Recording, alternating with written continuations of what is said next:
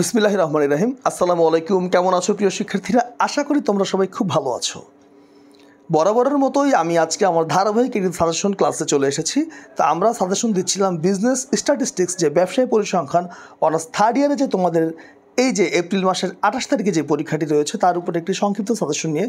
তা আমি এই বইটির প্রথম দুটি অধ্যায়ের উপরে সাজেশন দিয়ে দিয়েছি অলরেডি। এখন তৃতীয় অধ্যায়ে আছি, মেজার্স অফ ডিসপারশন। এই অধ্যায়টি একটু বড় অধ্যায়, যদিও অধ্যায় 1 ও 2 যারা খুব ভালো করে পারবে তারা এই অধ্যায় থেকে ম্যাক্সিমাম অঙ্কই পারবে, কেন 50% 1 ও 2 অধ্যায়ের কিছু কনসেপ্ট এখানে ব্যবহার করা হয়ে থাকে।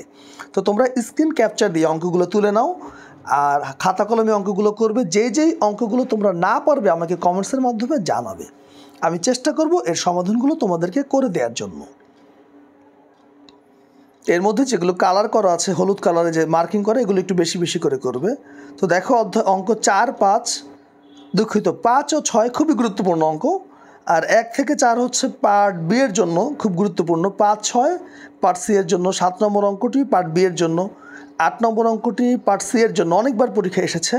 9 নম্বর অঙ্কটি ভিবিআই, লিখে রাখো পরীক্ষায়, 9 নম্বর অঙ্কটি ভিবিআই, ভেরি ইম্পর্ট্যান্ট, অনেক গুরুত্বপূর্ণ অঙ্ক। আর কোশ্চেন যদি অনেক কঠিন আসে তখন 10, 11 আসতে পারে। আর কোশ্চেন 12, 13, 14 এগুলো একই রকম। তো আমার ভিডিওটি তোমরা না টেনে সম্পূর্ণটা দেখবে, কেন আমি এই ভিডিওটি করার সময় কোন অঙ্কটি কোন ক্ষেত্রে গুরুত্বপূর্ণ এগুলো কিছু টিপস আমি বলে দিই। তো তোমরা পুরো ভিডিওটি না টেনে দেখলে এবং এগুলো খাতায় প্র্যাকটিস করবে, হাতে কলমে প্র্যাকটিস করবে, ইনশাল্লাহ আশা করো যে এখান থেকে তোমরা পরীক্ষায় কমন পেয়ে যাবে।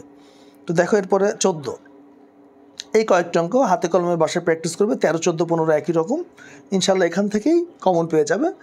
আর এর আগের ভিডিওগুলোতে আমি আগের দুটি অধ্যায়ের সাজেশন দিয়েছি, যারা ওই অঙ্কগুলো দেখোনি সার্চ দিয়ে দেখে নিবে, প্লেলিস্টে দেওয়া আছে। তো ঠিক আছে, আমি এখনকার মতো বিদায় নিচ্ছি। পরবর্তী সাজেশন নিয়ে আবার অল্প কিছুক্ষণের মধ্যেই ইনশাল্লাহ আমি হাজির হব। ধন্যবাদ।